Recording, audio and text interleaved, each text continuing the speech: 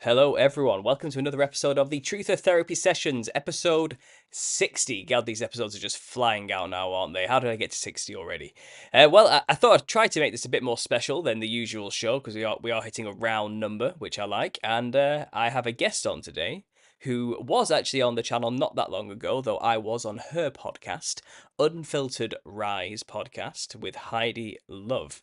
Now, Heidi Luv has a bit of an interesting Instagram and YouTube channel, kind of dedicated to exposing all things occult and hidden, but also has a special story involving her experiences within the Mormon Church and her experiences with leaving it too, which I thought I cannot pass up an opportunity to get this lady on and get her to talk about this fascinating story.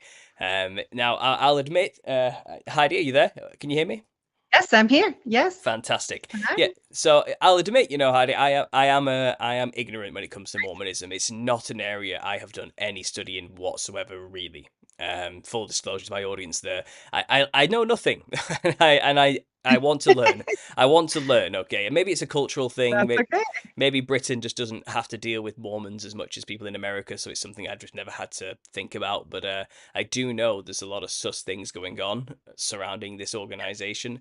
And what I want to do today is for you, as I suppose an expert and somebody who was an insider in a way, to share with us just what Mormonism is publicly, exoterically, and then we'll get Yes. into all the esoteric hidden stuff they don't really want the public to know.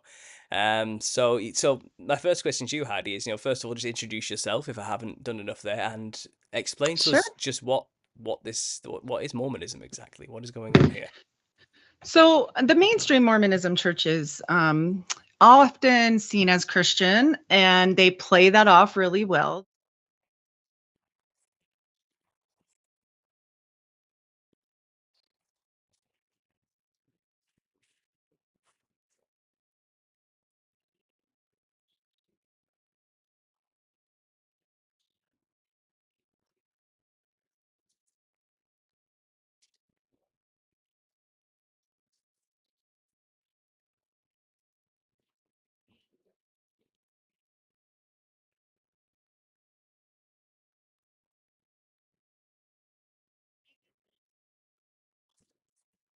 The University of Utah. So he that's never put out there very often, but that came from his biography. So it's also now $1,200 to buy that biography because he didn't know he was going to be the prophet of the church one day. So fun fact, those are some little things about the guy running it now. They do change things often because they believe that they can receive direct revelation, and so they get that and they will change things accordingly. And if the Bible somehow crosses past and doesn't connect with the Book of Mormon, they will say the Bible's only correct in as much as it's translated correctly. So that's interesting because that gives them kind of free reign to do a lot of things, right? They get to change things and change them back depending, like if it doesn't sell well. They did some things with the LGBTQ community which did not sell well, and they kind of went, oh, just kidding, we take it back, like we prayed about it again and we got a new revelation. And so they kind of do this, and we'll get into the full history of the Mormon church, like with my slides and everything, because that explains it better. But that's the basic gist, is that Joseph Smith found some plates on the hill Cumorah. And fun fact, they're right in his backyard because he has a bum leg. And so he just goes and digs these up because an apparition, or a white Native American, this is how he describes it, came to him and told him where they were. And so he goes, and it's a whole process to get them over many years. And then when he does get them, no one sees them with their eyes. They see them with their spiritual eyes.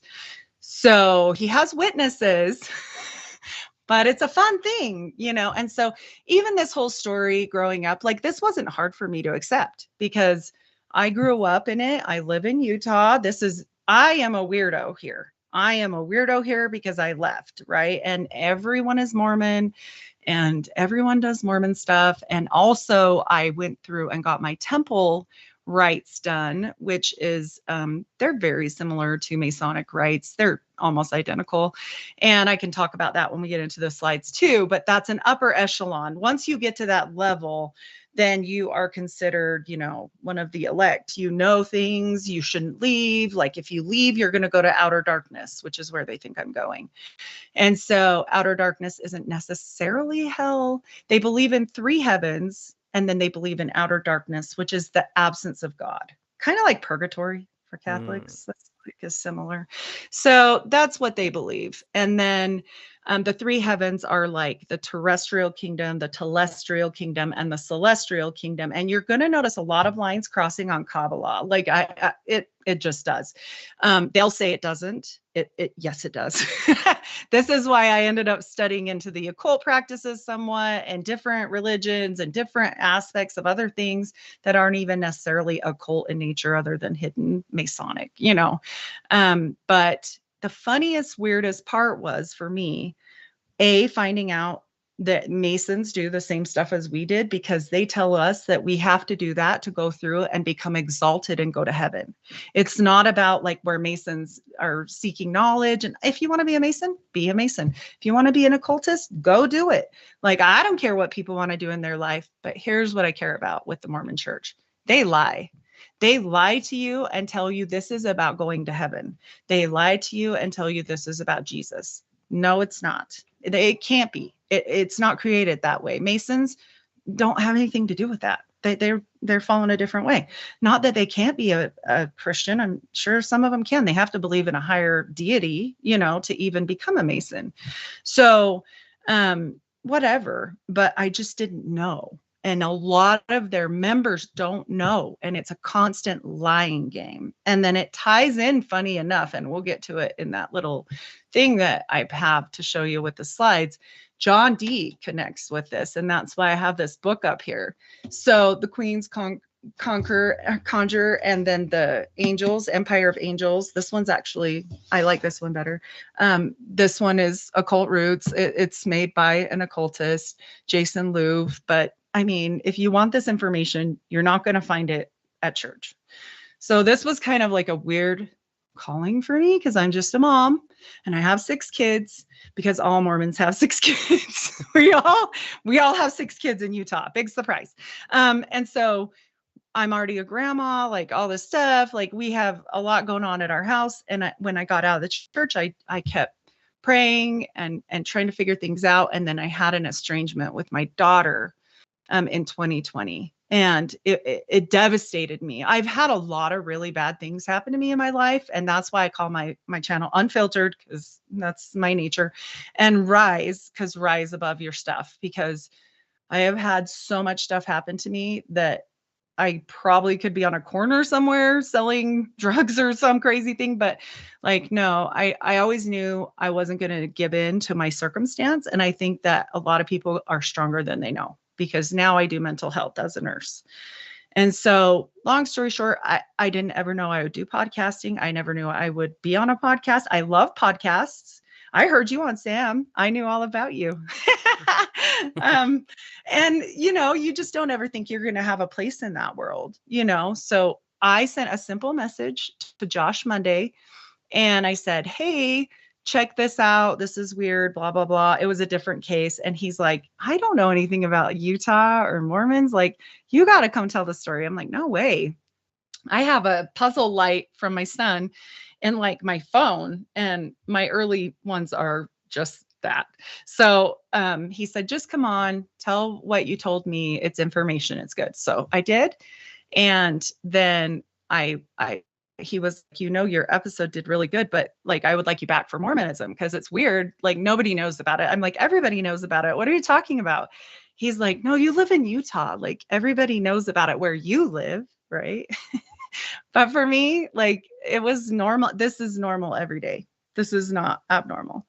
And so everybody here, their grandmas my grandmas were settlers. My DNA, because I was a normie and spit in the cup, it says Mormon settler, everything. Like I can't get away from it. And so, you know, it's just normal here. It's really not that significant. And so I thought, this is so weird. He wants me to do this. So okay, I went back and I was scared and thought, oh my gosh, nobody's gonna care about this. Like, so tons of people cared. And then he had me back again. And then he goes, you know, I could just do this every now and again, but you could probably do it yourself too. And so I was like, what? And I never thought I would help anyone, but I kept praying during that estrangement with my daughter while I was reading the Bible and building my testimony. God, what do you want me to do for you? Like, what can I do? Like, I'm just a person. I know I can't help you, but like, I want to serve you. Like, what can I do? And this came up and I prayed about it and I thought, oh my gosh, you've got to be joking. Like, literally, like, I can't even run the computer. I'm almost 50. So this stuff was like, this was foreign to me to even post my first couple of episodes. I think I cried because I didn't know how anything worked. You know, I knew how to send an email. I knew how to watch YouTube. Like it was so basic knowledge. And it was just like on my heart, on my heart, on my heart. And I was like, okay, whatever. Nobody's gonna listen. Well, here we are. Yeah, well, you know, it's tough to put yourself out there. Okay, it's a brave thing to do. And you're right. No one really knows what goes on behind closed doors in those temples. No one has a clue, and most people just think it's some weird offshoot of Christianity. It's just another sect. Most secular people don't even think about it as anything else. It certainly looks Christianish on the surface when you see the people knocking on your doors with these big smiles and this book in the hand, you know, or it just seems very Christian through and through. But everything I've heard, my wife included, tells me quite a lot about Mormonism because she herself lived in America, met some Mormons, and kind of she listens to constant podcasts about people who will leave the church and sharing their testimonies. I overhear a thing or two, and I'm like, what is this? What is going on over here? Like, what are these people talking about? And it just seems like a complicated cultish mess. Like everything I hear her describe, it sounds like a nightmarish twist on anything resembling a relationship with God. I have no idea what those people are doing, but it's nothing to do with God from what I can gather. But the people involved just seem so like it is their entire culture and life, and all their family are involved, and there's kind of no way out. And when you are out, it's like typical cult mentality. You are just cut off. So am I right there? Is that roughly Yep. what it is? Because Yep. I don't know the details. I don't know the history, you see. So So I'll leave when it to that you. happened, Yeah. when that happened to me, yes, my whole family cut me off. My grandmother actually tried to sue me. Well, she did sue me. She won. So she sued me for every penny that she'd ever spent on me or my children in my entire life because she was an excellent records keeper. And so she won. And that's whatever, you know, she did that and that's her choice. I don't know what else you're supposed to do with that. But there I was. Then she turned me into CPS and took my oldest daughter, the same daughter I ended up having problems with later, which I think puts it in their mind somehow like, you don't need your parents, you know, you don't need this, you don't need that. So I think that rift honestly fed into what I go through now with her, which it's been 5 years since I've heard or seen from my daughter. She's had a baby. She got married. We got a letter saying, don't show up. Do not come here. Her husband is very anti us. And he met us 3 times. And he was like, no, I don't like them. So I'm like, okay, that's interesting. But like sometimes you can't do anything. And so what did I do? I prayed. I turned to God. I just felt like if I did what I wanted to do, like the irrational parts of me, like go show up there and be like, you can't do this, it would just make it so bad. You know, like then you're the crazy person that they say you are, right? So you can't do it. She's a grown up and I had to just let go, even though she was like closest to me out of all my children, period, at that time. And it was just weird. And so we didn't understand it. It wasn't just me. She's never seen any of her brothers and sisters again. She's never seen my mom again. She keeps in touch with a few of them, but the ones that really stood their ground for me, like, what are you doing with our mother? Like, Well, that's crazy talk. Like she really cut them off kind of too. And they were pretty young, like 12. Um, so Mm. this was devastating to our family. And when that happened again, like I said, with this whole CPS case, my grandma doing it then, my daughter came home on her own within 6 months. The CPS case was thrown out immediately. They were like, we're going to put you on the stand. And if you lie, then we're going to perjure you. And she's like, I don't even know what my grandma wrote on that paper. So that was done. But the suing part, the money and all that went through. She tried to take my ex-husband's house. We were divorced, so there was no legal right for her to do that, but she tried anyway. It was just really malicious. And like from that day on, of course, then you look like this thief that stole from an old lady. Perfect. So then I am all the bad things they say I am. And then all that family was like, look, she's an apostate, which is what they call people that leave with the full knowledge. And she's a bad person. See, look, she's just bad. She's going to hell, like whatever. So then you live with that and it eats at you. You know, you just go, really, over church? Like, why does this matter to you where I go to church? You know, what I do that way. I'm not hurting anyone. I don't deny Christ. I believe in God, everything. But she was terrible about it. I mean, Mm. and then she passed away. So there's like no way to fix it ever. I went to her on her deathbed, even though I swore I never would because of the kids stuff, because I'm like, no, she tried to take my kids. Like, no, it's bad, you know, but I didn't have that in me to do that. So at the end of my rope, I'm still always a nurturer, and I always am really mercy motivated because I'm a nurse. I just I just couldn't do that. Like I just kept thinking like, what if she was waiting to die for because she didn't see me? Or so I told her I forgave her with everything, and I do. But it's hard, you know, Mm. because it robbed me of a lot. And even now with my in-laws, I have very little real family left. My mom is saved and she's been out a long time. So I have my mom and I have my kids, which they're all out, every single one of them. So praise God on that. Because some of them, even my daughter that doesn't talk to me, she got into his church and he's Baptist. So same thing, you know, she's out. So we got lucky there because most of this time, this is going on for generations and generations. And I mean, it's just forever.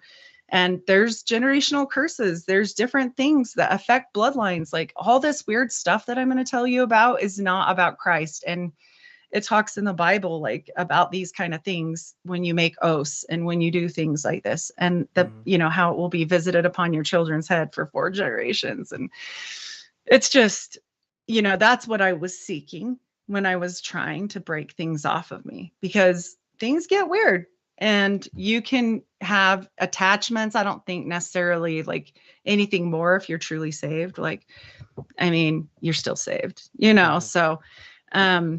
luckily I knew that, and that's fine. But I definitely worked through a lot of stuff during that time frame and trying to think really hard, like, what is this about? Like, write these things down. Derek Prince is wonderful. He's passed away.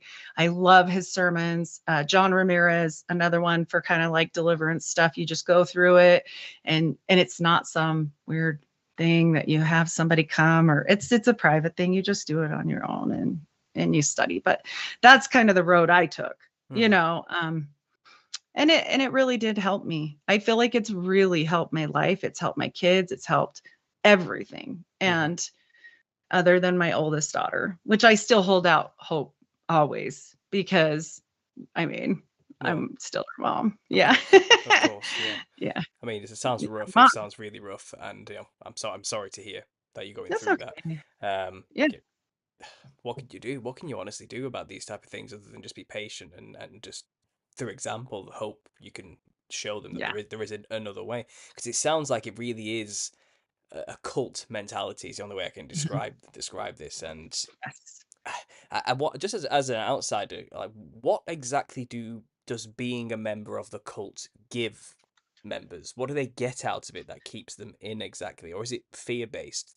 What's going on here exactly? It's half and half. So first of all, you are told by the time you're very little that if you ever are an apostate of the church, like you're going to hell. So like you definitely don't want to stray from the teachings, especially if you made it to the higher level. Like my husband, he got out when he was like 17, but that was okay for him because then his parents say things like, well, he doesn't have the full knowledge. Well, he doesn't know. He doesn't have what I have, where he made a mistake one day and told them, oh, she went to the temple before and that is like the worst thing that could have ever happened to me, because now they're like, what? Like she left and she knows, and oh my gosh, it's this whole big thing. So like they're nice because Mormons are the nicest people you'll ever meet. And the stuff that I'm going to tell you that is Masonic, they don't either know, they don't study, or until you get to the higher levels, just like Masonry, there is truths revealed at a different level, or they keep it hidden. And they were very effective at this when it was before the internet. But then the internet came. And I was old enough that the internet wasn't a thing when I was young. And so I watched this metamorphosis. It was really weird because they would get on and say like, doubt your doubts, don't doubt your faith. This is like one of their slogans. They come up with all these little slogans, and then they're like, don't look up other websites. If you have a question, go to your bishop, and da da da. That's kind of like a priest, right? He's like the local guy. And so you're not going to go to your bishop with that. Like, what? That's crazy. He's going to get mad and you might get excommunicated. Then everyone knows. I mean, you could get in trouble. Still, everyone knows, because when you get in trouble, you can't take the sacrament, and you're sitting in sacrament meeting and they're pushing the little tray and you're like, no, thank you. And everybody sees it. Everybody that's there at church that day, they're like, oh, she didn't take, I wonder what she's up to. I wonder what she did last week, you know? And so it's like shame. I knew one thing when I was young. They ask you very personal questions about your morality before you can go to a church dance or go do baptisms for the dead, which we'll get into because it's a lot. All these weird things, but you have to be morally clean. So they ask you, like, do you masturbate? Do you make out with people? This is an old man and a young girl in a room by themselves. Like you're just in there, and you can't just be like, well, yeah, that happened once or something. No, they want the details. They want what you're thinking about. They want every little thing they're writing in their little book, you know, and you're like, oh my gosh. Like, so by the second time you figure out that you're perfect, you don't do anything wrong ever, because even if you do, you're just going to lie, because this is so uncomfortable, you know? And this is why Mormons build up this weird facade of like being perfect. Like all the moms are perfect. Like all the wives are Stepfordy wives, like all this stuff, like their houses are always clean, this and that. But they also believe in not grace. They do, but they don't. They believe that if I on earth need $1 to get to heaven, I better do everything I can with works and serving and everything and all the time to get like 75 cents. And then Jesus will pitch in $0.25 for me. That's how it works for the Mormons. So they're very effective at getting people motivated, and no wonder they have a lot of money, and most of the church members are overachievers. I definitely was. Like, I got out of school. I got married at 17. I had 3 kids, going to college, working full time, and I still did all that. And I still got my registered nurse. I still, there was no sleeping. Like, my house was still clean. My kids still look perfect on Sunday. You know, their hair was all perfect. Like, you do all the things, but it makes you a little bit crazy. I'm not going to lie to you. Like, I was super high strung. I was super whacked out on caffeine too. Like, because Mormons can drink caffeine. They just can't drink coffee or tea or alcoholic beverages. Okay. Yes, it's very specific. And it used to be hot drinks, but they manufacture hot cocoa in their own, they have like a welfare program where they give out food at like a store, and they manufacture hot cocoa. They encourage hot cocoa. Hot cocoa has a ton of caffeine in it. They own stocks in some of the biggest pharmaceutical companies, Tesla, like all these big things. And also and I don't know if it's still current, they used to own a big portion of Coca-Cola. So they are huge on energy drinks. Those are not off. They just find a way around it, right? There's like a joke, like, how do you tell a good Mormon from a bad Mormon? by the temperature of the caffeine they drink. So if I drink hot coffee, I'm in trouble. But I see. I it's see. just that. Yeah.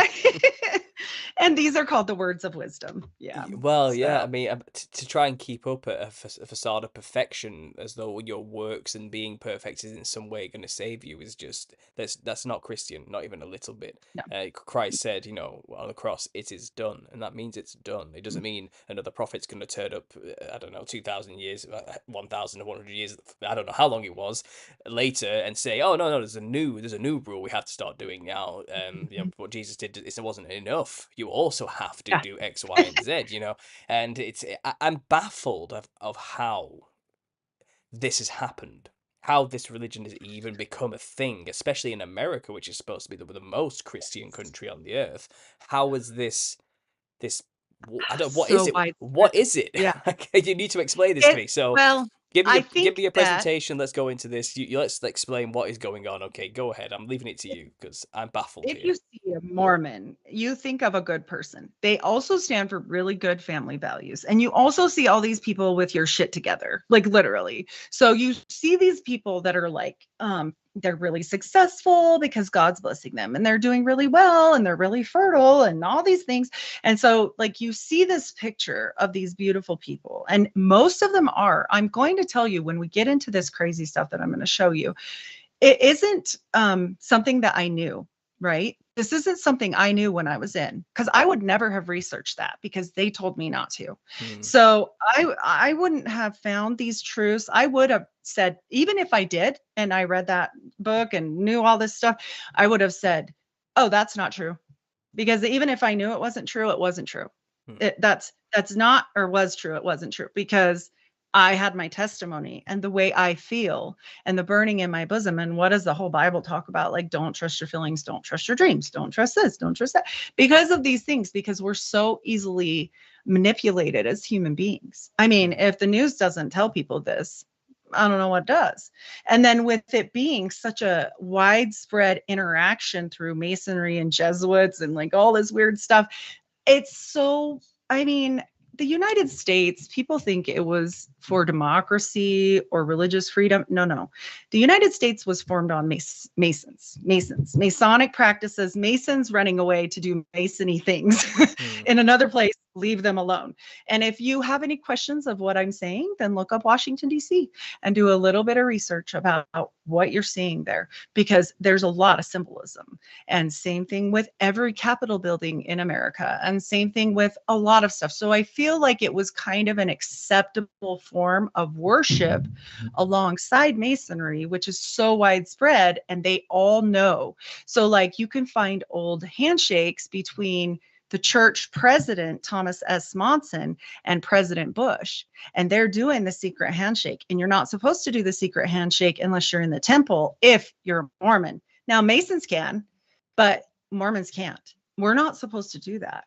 And so, you know, they use it to their advantage to rise above and become relevant. But also, there's no arguing with a dead person. It's just like my grandma. The only reason why Joseph Smith made his teaching so far spread is because he died. He was martyred. And so, personally, I think he was killed by the Masons because he let women in, and you don't let women become Masons. Just ask a Mason. They have their own little thing they do, but they don't do their thing. And so I think that got him killed because he was bringing women to the same level and doing the same Masonic rites as men. And that's not acceptable back then, especially. So I think that the reason why it does so well is because it's totally socially acceptable. These are good people. These are nice people. These are, you know, good, upstanding young men going out on their missions and knocking on your door with their very short haircuts, and they look very nice. And, you know, all these things, they come to you preaching Jesus, but Jesus is not the Jesus that we know. Also, Jesus looks like Matthew McConaughey with the long beachy hair. Like, he's blonde and he's very white and delightsome, which is a Mormon joke because many prophets talk about becoming white and delightsome, even the Native Americans, and they were very racist, and it's a whole big thing. But I don't know how they survived that either. Like, that should have done them in. That should have killed it off. Like, nope, it didn't. And they still have Black people go and be Mormons today. And I'm always like, what are you doing? Like, I'm not even, any person of color but my niece is, and I certainly wouldn't want her to be one, you know, like I'm just like, oh, this is not okay. Like, look back. Like, they literally said you could come to heaven too, but as their servant. Like, so yucky, you know, and it's just not Christ's teaching. Like, it's none of that is anything to do with Christ, but they're wealthy and they get connections. And if you're Mormon, like, you're more socially acceptable, like, especially if you own a business, especially if you're a secret Mason underneath, you know, and you, because they don't have a rule against it. Mormons can be Masons. They don't care. So then we are anyway. It's almost exactly the same. So some of the stuff I'll get into with teachings, you'll see that it's so identical. And I just think he made a religion out of it. And I definitely think he saw some things. I definitely think he saw some fallen angels. And I'll get into that because I truly believe it. And when I show you some weird stuff that I found just searching around, you know, I was like, oh, this is wild. The book, it's D. Michael Quinn wrote the book that I was trying to think of, and I'll remember the title. It'll come to me. But D. Michael Quinn, if you put in his name, it will come right up, about the magic stuff and folk magic of the church. And he was petitioned by the church to do this. And so, I mean, it's weird. Yes, I'll do it. Let's see here. Do share. And I'll show you my little slides because boy, will this speak 1,000 words. That's why I made this, because so many people like you think, well, this is not that weird. You know, Mormons are good, you know, whatever. Okay, so the first thing I have on here is a letter, and this letter comes from the church archives. Can you see it okay? Yeah, it's streaming through the screen now. Everyone should see it. Perfect. All right. So Lucy Mack Smith is Joseph Smith's mother, and she was the first generation Scottish that was born here. So her parents were immigrants from Scotland. And she says in this little note, and this is courtesy of the Church History Library, so that is the church, Mormon church. Let not my readers suppose that because I shall pursue another topic for a season, that we stopped our labor and went at trying to win the faculty of a brack, drawing magic circles or soothsaying to the neglect of all kinds of business. So she's basically saying they're not lazy, because a lot of people did kind of accuse them of being lazy treasure hunters that didn't want to work. So she was conversing with another family member saying, no, we didn't forget what we're doing. We weren't just spending all our time doing this, which is treasure hunting. The Smiths were well known for treasure hunting and treasure digging.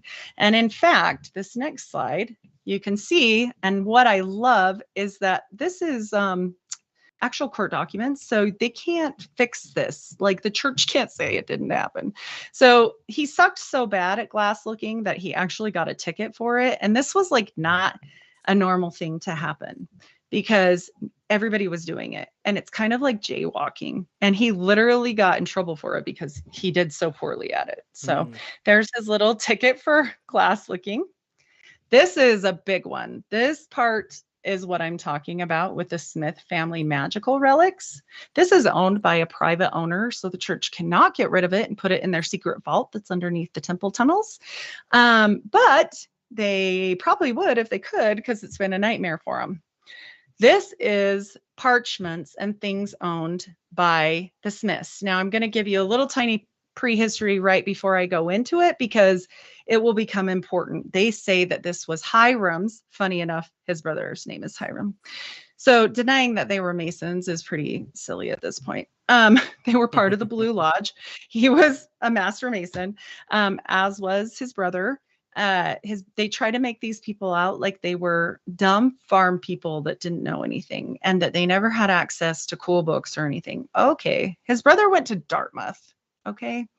He did go to the Indian school there, but he went to Dartmouth. It was inside of it. And so, yeah, dumb farm people thing, it's not going to pan out with me. Also, they try to blame this on Hiram, who was the studious one that went to Dartmouth that had nothing to do with treasure hunting. Who was the one cited for the treasure problem? Joseph and his father, Joseph Sr. So they're trying to say these were Hirams. They were found on them when they died, and they're magical parchments. I can zoom in for the bottom part just so people can see what's on here because it's super interesting. And it will link us back to my friend John D. And I would have never known this. This is called the Holiness to the Lord parchment. And the holiness to the Lord is something also that's written above the temple doors. And if you research that, you'll see it there. These are protection sigils, and they're calling down specific angels. Joseph Smith is said to have seen 26 different angels and apparitions and dead people in the time that he was here. I know a lot of stuff is going around right now about the Vallow case, which we won't get too far into because that's a whole episode in itself. Another cult inside a cult is that. But Lori Vallow case, and she has been tried and convicted, was very into the work in the glory books were about near-death experiences, and people like to argue back and forth. Well, the Mormons don't believe people come back once they're dead. Well, I happen to disagree with you because Joseph says that he saw 26 people, including dead people, including John the Baptist, including his dead brother. So I don't know about that. Anyway, this again is the actual parchment, not the recreation, so that you can see it better because they're in bad shape. This is as well, it's a drawing so that people can kind of see the different aspects of it. Once again, very Enochian in nature. This is the second parchment. This is actually the parchment that led me to John D. This is called the Jehovah parchment. These are also protection sigils, often used in pregnancy, childbirth, and other things like that. This sigil right here is an angel. And this angel is called Jubilance. And it is a rare, it's hardly anywhere on the internet. So I just put it in and I was like, what is this thing? And they were like, this name. And then it said John D. And it was like very few result searches back, like at all. So I was like, who's John D? Because I didn't even know. And I studied all about John D after that. And boy, did it make a whole lot more sense afterward. This, which totally looks like the Baphomet's head, but whatever, is the last parchment. All of these parchments, they say, likely belong to Joseph Smith Sr. and Jr., but were inherited by Hiram's family because they died together. They died in a jail together. And he died giving the widow's sign. So, which nobody helped him. No one helped the widow's son sign. So no one helped him. This is the only thing he did die with on his person. We are to use temple garments and never to take them off. And we'll get into the garments here in a minute, what they look like and what they represent. But we're not supposed to ever have them off unless we're bathing or changing them or going swimming or making new Mormons. Those kind of things you can take them off for. I don't know why he didn't have them on, but he sure did have a Jupiter talisman with him. This grid drawing is exactly out of the Magus. So they say he wasn't learned. They say he didn't know, blah, blah, blah. Yeah, right. Yes, he did. This is a dagger that was also in the bag. If you know anything about occult practices, they need a dagger, they need a cup, they need certain things, like all this stuff. He has things. Adonai is on one side. Also seal of Mars, Scorpio, intelligence of Mars. This is a ceremonial dagger for first ceremonial offerings, we'll say, because it is a blessing. So when you commit the offering to not be anymore, you don't have to say a prayer over it because it's already on it. So there's that. This is again the knife, and with like actual proof so that people can't say I just pulled it out of nowhere. Smith acquired instruments of ceremonial magic, including a dagger with occult and religious symbols. So this is not my history. This is just history. I also found this wildly fascinating, and they often joke that Alvin, his brother, gave a hand in creating Mormonism because there's a whole story with the plates. And Joseph Smith was a young boy. He was like 7 or 8. He got typhoid. He got typhoid fever really bad, and he ended up having a bone infection in his leg. And his mother was a known healer. And she called for the doctors out of Harvard. So these lay people calling Harvard people down to help him. And they actually listened to her, and she actually knew some things because they took out the bone that was infected instead of cutting off his leg. That would have made it impossible for him to have a normal, quote, life. And so it took forever for him to heal because this was an open wound that they kept having to cut like infected pieces off until he got better. And he dang near died. And he was really sick, but you have to understand when you come from a farm home, you know, you should be out working with your father, but he wasn't. He was inside with his mother. And I do believe as a Scottish healer, she taught him some things. I just do. I don't think that would be like a surprise. What are you going to do with this kid that can't do anything and there's no TV? You're going to give him a book. Obvious, you know. So he was an avid studier of the Bible. People knew that. And he also liked to be the virgin scryer for these circles that I showed you earlier. And he would tell his dad where to go dig and what to do, but he wasn't really doing the labor of that. And his brother and him talked about when he came home one day, he was overcome with an angel. And I've got a photo of it here soon. It's very close to the Muslim story. Like he passed out, then he woke up and he had a revelation. So like Muhammad. And these angels told him, but he said they were the God and the Father, because we do not, I say we because I was a Mormon forever, but Mormons don't believe that God and the Father and the Holy Spirit are one. They're all separate. They don't believe in the Trinity at all. So he said he saw God and the Father, and they told him not to join any churches because there was the true church and the true Bible in this hill in his backyard. It's literally like in his backyard. And so he was trying to dig for these plates and look for them. And so during this time, the angel had told him, hey, there was years of this going on. And he's like, oh, come back next year. Oh, come back next year. And then finally the angel said, you know what? You should bring your brother, Alvin. Okay. Because Alvin is going to be the one that makes me want to give these things to you. And he's like, okay, well, then Alvin died. And so we find this fun little, and he was poisoned also, by the way. We find this little newspaper clipping that his dad took out. And so he says he ran this 6 times in their local paper.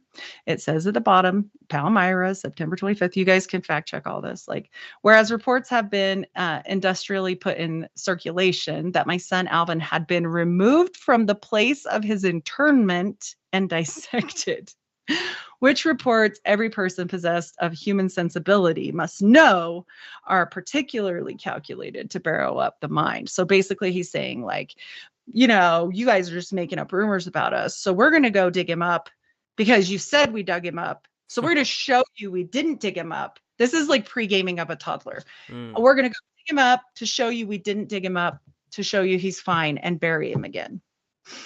Okay. That tells me like you want to make sure if somebody saw you digging him up that you had a reason, right?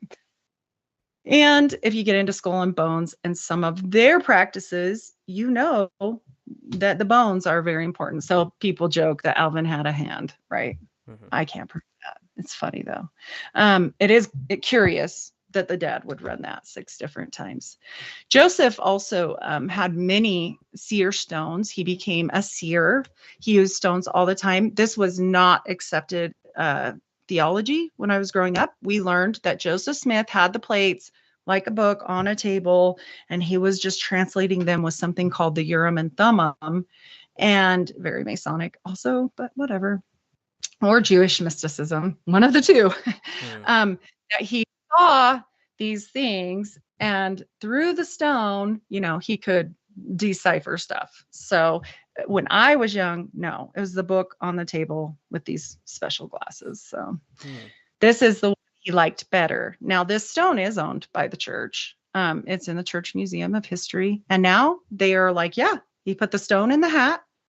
And this year, we were all blown away. All the old Mormons, like not old, but like oldish, like me, we were all like, what is he doing? He put on the hat, because we were like in complete denial about this hat and stone thing. We were like, this is not real. Remember how I told you if somebody told me something crazy about Mormons, I'd be like, you're so crazy.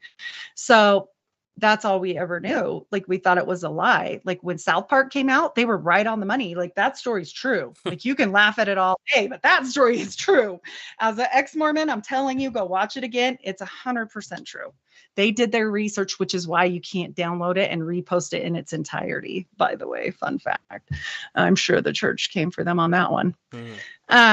This is how it really was that these plates were deciphered, is Joseph with his head in a hat, and he would call out signs and symbols after being in complete darkness. Does this remind you of anyone? Do you know about John Dee much?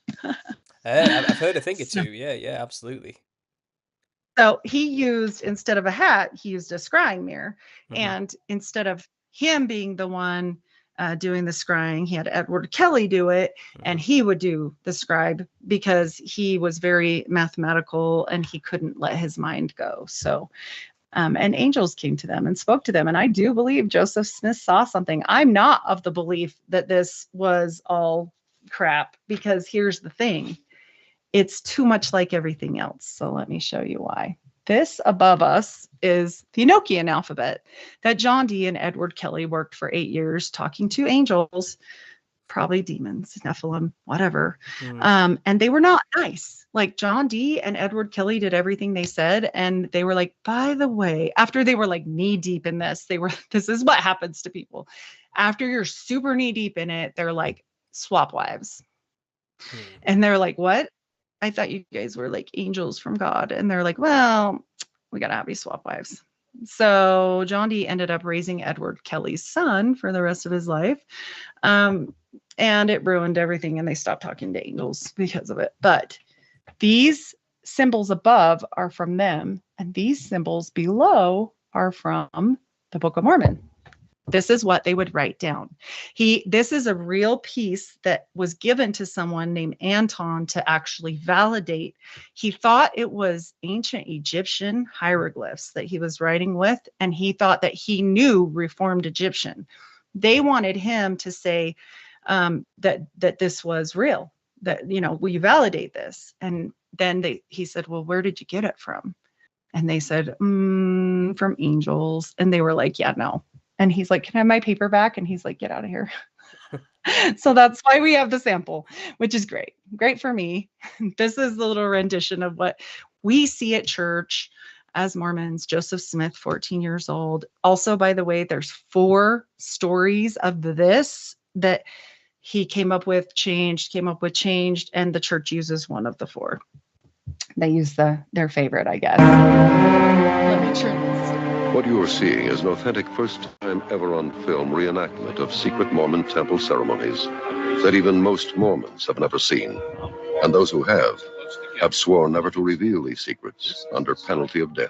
The execution of the penalty is represented by placing the right thumb under the left ear, drawing the thumb quickly across the throat to the right ear, and dropping the hand to the side. All of us who've been through the temple have sworn solemn oaths consenting to having our throat slit and our heart and our vitals torn out. The execution of the penalty is represented by drawing the thumb quickly across the body and dropping the hands to the side. In the Mormon temple marriage, the partners are sealed to each other for time and all eternity in Mason-like rituals. And without this ceremony, no one can enter the presence of Joseph Smith and become a god. Pay, lay, ale. Brother Pratt, having authority, I wash you preparatory to receiving your anointings for and in behalf of John Kimball, who is dead, that you may become clean from the blood and sins of this generation. Sister Bradford, I wash you preparatory to receiving your anointings for and behalf of Eliza Barrett, who is dead, that you may become clean from the blood and sins of this generation. I wash your head, that your brain and intellect may become clear and active. Your eyes, that you may see clearly and discern between truth and error. Thousands of occultic ceremonies each day are performed for the dead, so that they too can receive the benefits of Mormonism. Mormons are encouraged to have encounters with the dead, and it's not uncommon for demons impersonating the dead to appear to Mormons stating that they've been converted to the Mormon church in the spirit world. and now want their family history traced. Your loins, that you may be fruitful and multiply and replenish the earth, that you may have joy in your posterity. Your vitals and bowels, that they may be strong and healthy and perform their proper function. Your breast, that it may be the receptacle of pure and virtuous principles. Okay, so that, my friends, is a rendition of a part of the temple ceremony. It looks Masonic, doesn't it? Like, Very. yeah. And you get a new name in the temple. You get new underwear. These are the underwear. These are our magical underwear with the Masonic symbols on them. So I wore these for many, many, many years. I had no idea about this. I just thought they were just, you know what? I thought they were darts for sewing, like for women, and never even noticed about the men. Like I just didn't, I guess I just didn't care. I just knew that this is what we were supposed to do and that these protected me and that I should wear them always. This is our temple outfits. And if you'll notice, not only are they Masonic, but I've spoken to OTO members that are out, shout out New York Patriot, the one-sided, one breast revealed robe the OTO wears. They do some of the same symbols and signs like a cross, which we don't do anymore in the Mormon church because they got a revelation from God that they shouldn't do it anymore 2 years after a horrific murder happened where the lady was blood atoned, and not only her, but her daughter's heads were almost severed because of this whole situation, because we have sometimes delusional people that this is going out to, right? I noticed the So- the aprons there as well. Very similar to the Yes. aprons worn by Masons too. The exact same thing. Yes.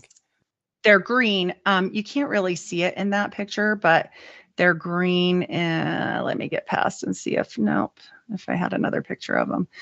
Nope, I don't. They're just green fig leaves is what they're supposed to resemble. And so these grips are the signs and symbols that we have to use to get past sentinels and angels in heaven. And if you don't know them, then you cannot go to heaven. But these are actually Masonic handshakes, and we only have 3 of the 5 as Mormons. And also, like the last one I always give as an example, the real grip of the Master Mason. Well, Joseph Smith changed it to the true sign of the nail. So he just made them very Christian in nature, and they're all named Christian-y things. So, here's the apron, much better. There we go. And this apron, funny enough, we received from Satan. And I always was like, why are we doing what Satan wants us to do?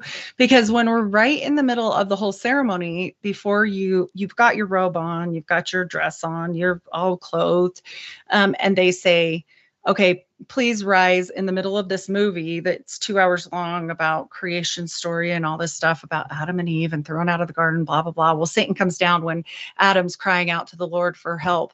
And he's like, God, please hear my prayers. And who shows up? Not God, but Satan, right? Lucifer. And he says, you're kind of naked, so you should put this on. And then they're like, everyone rise and please put on your aprons. And so we all do. And I'm like, why are we doing that? I don't know. Doesn't seem quite right. And then this part right here where they're putting their hands up is another sign. The Pele El has been changed to, oh God, hear the words of my mouth. Well, this is super important to me because I'm telling you guys, like, I can only give you my conjecture off of what I learned with John D and what I personally think with the knowledge that I have. Remember that when they say God, it does not always mean our God, the God of Abraham. Okay. God can be a lot of things. That's why when you go see these people that are movie stars and they're like, did you see them last night? They thanked God in their speech. And I'm like, well, that doesn't always mean God. There's a lot of gods. There's God, little g, that people worship that are just fallen angels. So, which you're probably well aware of. So this is what I was always taught to believe Joseph did when he was translating the plates. Like he was reading them with these super special occulty glasses.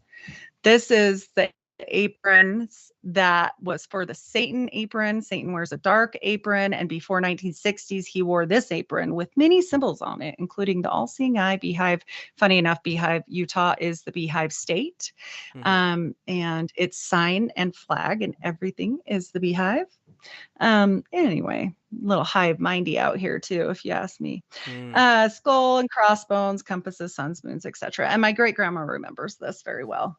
And back in the other ceremonies that it showed you, when the lady was touching the other lady, you're naked under there and you've got just this little poncho thing on. But they changed that too because people got mad and they were uncomfy. So now they wear like a baptism suit. But yeah, my great grandma, I said, I'm naked, I'm uncomfortable. And she's like, I had to be scrubbed in a bathtub. Get out of here with that. Like, so things have changed. This is the super occultic glasses that I was speaking about. And Urim and Thummim. This is old This is where we get into like Kabbalistic, Jewish mysticism, tying in with it. I just feel like it all ties together. This is a font inside of the temple. This is a real picture inside of the temple. This is where we send our youth. And the youth, when they're 12 and older to about 17, they can go do something called baptisms for the dead. And like those people were saying in that video, we do things for the dead as Mormons. We do things for the dead more than we do things for the alive people. They've done the Masonic rites is the 2-hour ceremony. The first time you go through, you do it for yourself. They call it the Mormon temple ceremony, and you get your endowment. But it is Masonic rites. It was created 6 weeks after Joseph Smith got his full Masonic temple rites. 6 weeks. And so the correlation is right there. And so anyway, you do that first for yourself. And then the next time you go, they're going to give you some name. Fun fact, like Hitler. They did Hitler. Oh, wait, they did Anne Frank and all the Jews too. That really caused a problem. Like, these are people that died for what they believed in. And I don't think they should be doing anything to them because they died for what they believed in. Like, let's get real here. Like, they've had back and forth.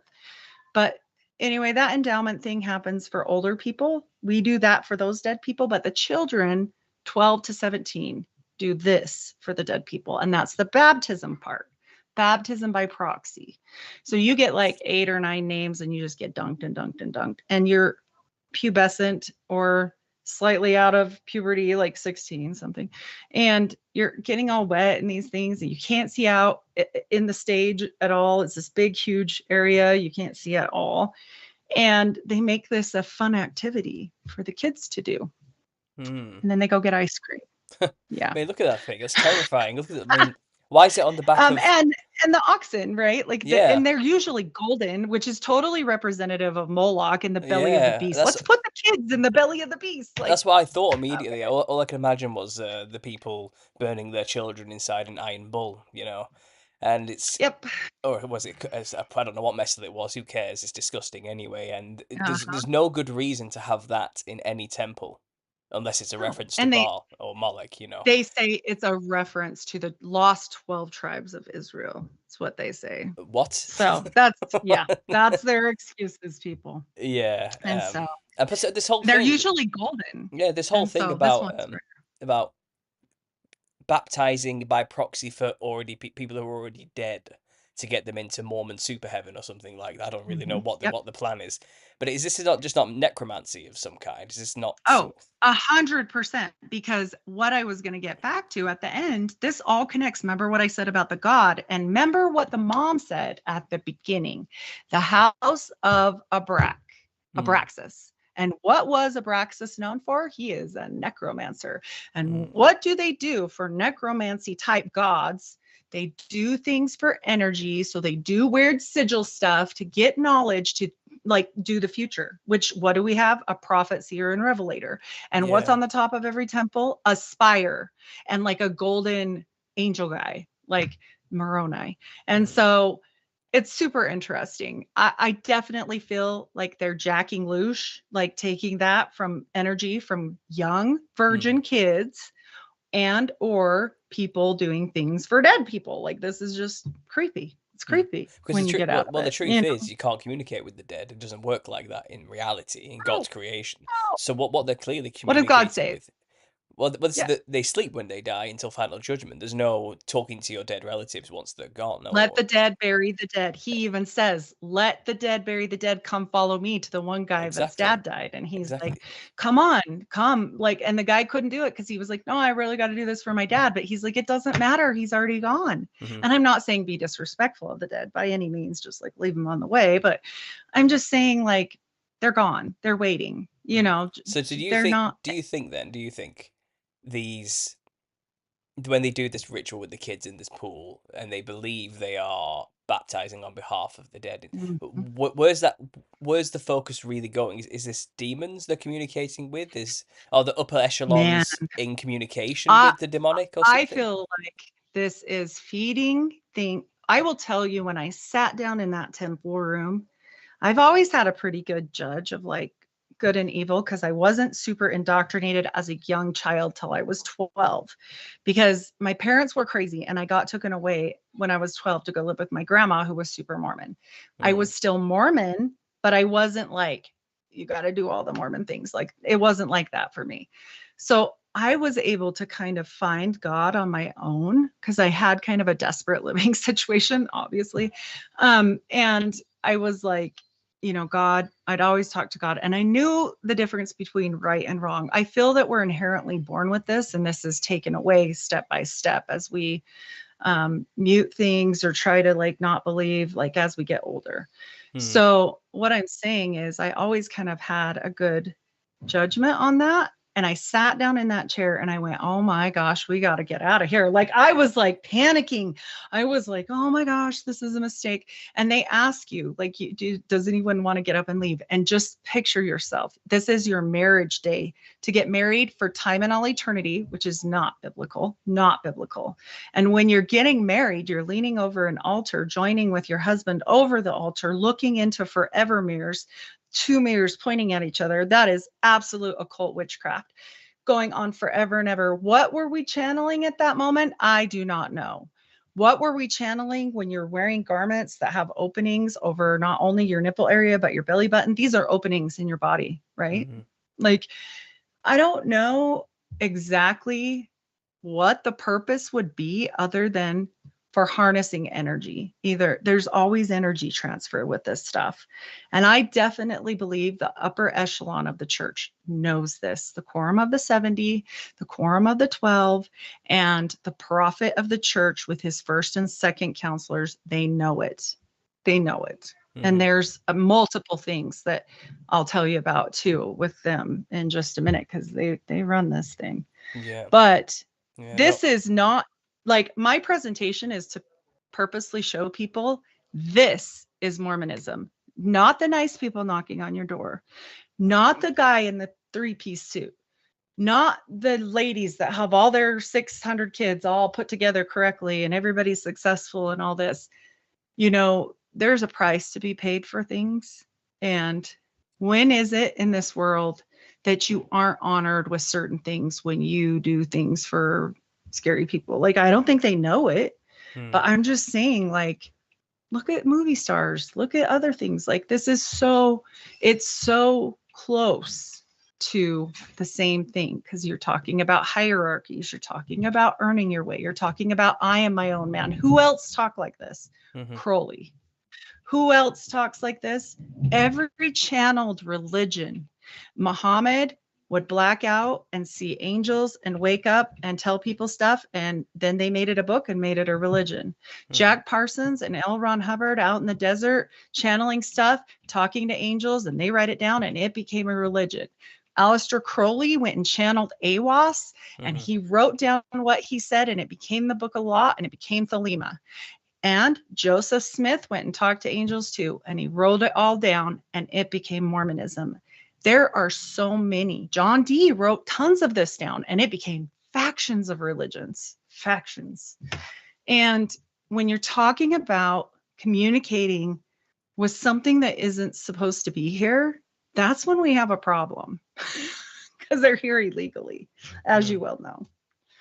So it becomes dangerous. And I do believe they are feeding the power source for this, because I felt very crazy. Like I never even went back and did, other than one more time, went through the full thing. I would only go through and do marriages or other ways like sealings, because it freaked me out so bad. And I'm not the only one. Many ex-Mormons will tell you the same thing, that they felt horribly uncomfortable, that they felt like, I think that there's something about using your own discernment in these kind of situations, you know, and I didn't. I wanted to make my family happy, you know. I didn't want to be thrown out, that's for sure. No, no, I imagine obviously the cult fear mentality is a huge part of this. I mean, what was one of the major moments in your experience with this secret society, for lack of a better When I phrase? knew it was, I think we might be, let me look at this really quick, because I think we might not go into the Book of Abraham. I just want to go over this and then I'll pop back on. Yeah. These are the signs and symbols at the Salt Lake City Temple. And if you were unsure about Masonry in the first place of what I told you, this should do it for you. I mean, all seeing eye, pentagrams, angels, sunstone, moonstone, all different kinds of symbols, cloud stones on the actual temple itself. As we speak, this temple is under construction, and I do believe they're covering them up. But there are many, many pictures showing this. And that just tells you, you know, I think that's my last slide, about what they're up to. They're always playing the end game of let's play with this and see what we can get away with. You know, let's see what people will accept or not accept. And it has changed a lot. As the internet came into play, they have hidden way more things. They've disavowed books, which is fantastic for me, because I go and buy them all. I go buy them all at the bookstore, because they all get rid of them in mass quantity, because they're like, oh, we can't read that anymore, you know. And my whole thing with it was, after the temple, I definitely knew whatever we did in there, that wasn't normal. And I was like, this is next level. This is some crazy business, because you also go fake going to heaven, and you do these signs and symbols through a little, the veil, and they cut it out with the Masonic cuts, and you put your hand through and do the secret handshakes, and you give your new name to fake God behind the veil. And that's what my husband did. He gave his new fake name to God, but not me. I gave my new fake name to my husband, because I'm only saved by his priesthood. I am only saved by him. And so there is no direct correlation for me getting to heaven on my own worth. I have to have his priesthood. So it used to be really weird for me. Like, I would say, but Grandma, what about like Mother Teresa or people? I mean, now I know things, but you know what I mean. Anyways, a really good lady that never had sex. And what about them? You know, what if they never got married? What if this? No. Oh, they'll work it out in the afterlife. Maybe they'll be a polygamous wife to somebody, because that's like what you're looking forward to. And it used to be that you'll die and go to heaven, but you'll live there and you'll create your own worlds, because they believe they can be just like God. This is very Gnostic in nature. Is they believe that God was just a man once, and that we can ascend to be like ascended master type Anunnaki stuff here, which I find it interesting. He found plates, golden plates, emerald tablets. I mean, I'm just saying they're kind of close, but it's interesting to me. I do think that's who he was talking to. I really, really believe he was talking to fallen angels. I don't think he made this up because of the language. He didn't know about Enochian alphabet. He didn't know. So I find that very strange and interesting. He was helped along the way by a guy named Lumen, what, like Lightbringer, Lumen, what? This guy helped him along the way. These people, like, that's very strange. And I didn't even get into how he found the book at 3:00 in the morning on the hill with his wife, dressed all in black, and had to borrow a black horse, which is why this is accounted for so well, because it's in the court documents of that little trial. the neighbor had to write an affidavit if he'd ever seen him do like witch weirdy stuff. And he's like, oh yeah. And he wrote out this whole big thing about when he got the plates at 3 o'clock in the morning, dressed all in black, borrowed a black horse, blah, blah, blah. And he's like, yep, this is what happened. And they say, oh, that neighbor just hated him. He wasn't the only one. This was the story he told people. And so then, like shortly after that, his wife, she was the one that was there with him when he supposedly got the plates. His wife has a baby and it dies like right afterward because it is so messed up and completely disfigured and messed up. And they name it the dead brother's name. So the dad's first son is dead, Alvin. And then Joseph, his son's first son, is dead, and they name it Alvin. Is it a Faustian bargain? I don't know. You tell me. It seems kind of weird. You know, they had a lot of kids and only a few of them ever made it to adulthood. And people will say, well, that was just those times. No, his mother had a bunch of kids and every one of her kids made it. She never lost any kids. And she's a whole generation ahead. So that's not true. You know, what they do in that temple is not of God. You can feel it. And when I felt it, I didn't know any of this crazy stuff. I never seen the parchments. I know none of this stuff. All I knew was something was up. I was like, I don't like this and I'm not going back. And my grandma would be like, we got to go back. We got to do the work for the dead so they can go to heaven because they're waiting in the waiting room. They're waiting just to get this. And it's so important work. And I'm like, ugh, I don't want to. And she was weird with me about it, but she kind of backed off a little bit. And then after you do the baptism part, you do their work for, you know, their endowment. And then you do their marriages. Then you seal their kids to them. And so, because they get away with saying families are forever, you're going to be with your family forever. And they come at Latin people heavy on this. They come to other people from other countries who have lost people and are deeply family, like united people. And they say, don't you want to be with your family in the afterlife? My mom lost her son. This stuff works, you know, it plays in her mind like, yeah, maybe, you know, I could see why that would work on somebody because I miss him so much. You know, if you missed your child like that or your husband like that, it works because you just think, yeah, I would give anything. I would do any weirdo stuff to be with my family forever. But what are you really doing? Where are you really going? You know, that's, to me, that's not, God says there's no marriage in heaven. There's no male or female in heaven.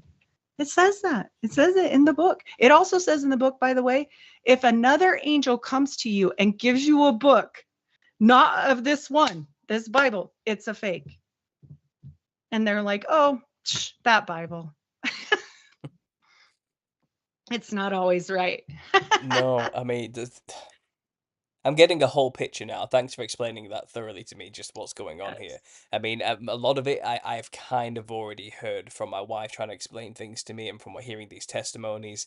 And it seems like it's the same. Everyone's going through the same thing who has come out of it and has talked about the same principles and the ideas.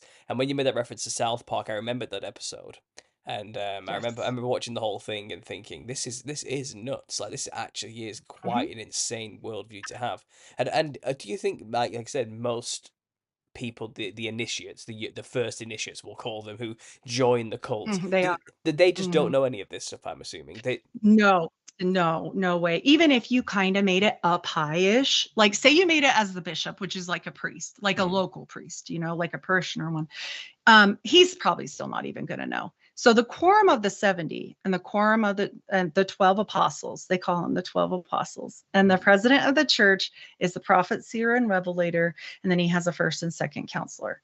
Okay, so this is the people that I truly believe have the full knowledge because they have something called the second anointing, which was a strike two for me as a Mormon finding out about this. First, I found out about the Masonic temple correlation because my husband was like, you might want to check out this ceremony on YouTube. And I was like, why are they putting this temple ceremony on YouTube? This is bad. This is sacred, blah, blah, blah, blah, blah.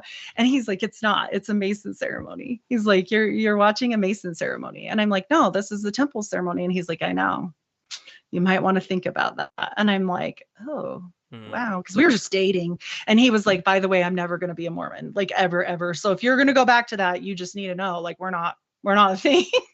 He's like, I can't, because I'm not going to do that. And he was born again, and he was like, you should check that out. And I did. And I was like, okay, that's strike one. Strike two was definitely the feeling I got when I was in there. It was never peaceful. And I went back again and again and again, doing other things like the marriages or whatever, other things, not the main.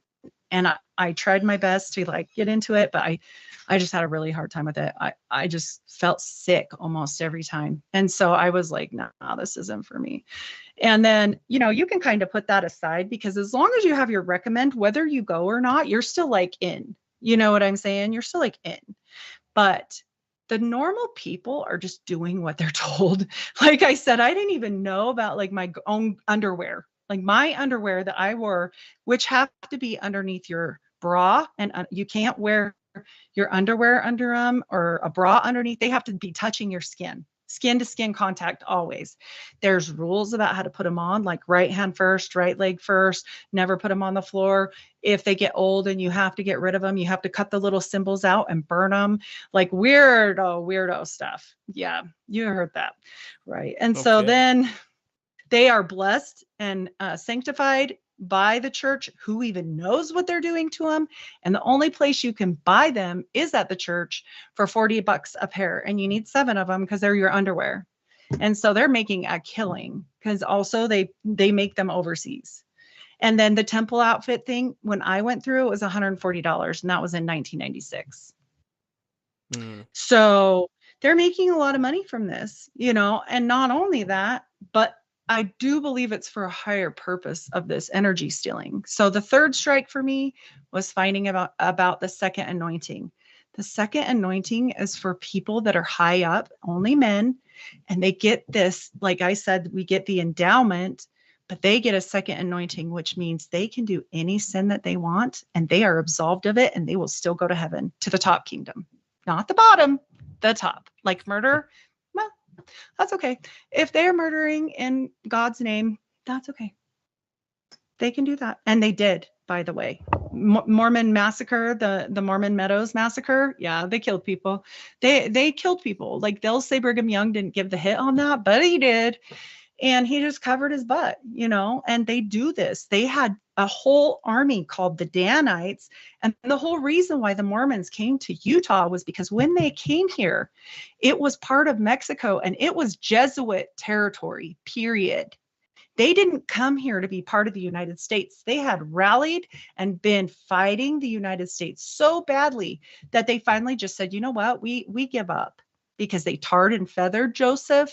They killed him later, like all this wild stuff, ran him out of multiple places. That's because they were doing crazy wild stuff and people found out. They knew. They were like, no, this is weird. And on top of it, you're going to mess with Masons? Like, have you lost your mind? Joseph Smith married he married William Morgan's widow. William Morgan, like the William Morgan affair from the whole Masonic movement. And people don't know that. It's just, and then when I found out Joseph Smith was a polygamist, they lied to us about that our whole lives. They were like, he was not, he only had his one wife. And I'll tell you, she was a ride or die girl. That woman on her deathbed to her own son, who knew he was a polygamist, she said, I know not of these things. As far as I know, he has only been with me, even though there's a whole story about her catching him with a girl in the barn. They called it a scrape. But there was a lot of stuff going all around about this. And she even kept a locket of his hair till the day she died, like on her body. Mm-hmm. And so, that's why we have the Jupiter talisman, is because she had it. She wanted it back and she had to identify it. So there had to be an identification thing for the will or whatever. That's why there's a picture of it. And so it was weird. Like all this stuff that I found out later, I was like, what? But then the second anointing, I was like, you could go rape kids and kill people and it's fine. Like, that's fine. You're going to still go to heaven. La-di-da. Like, no, that's not okay.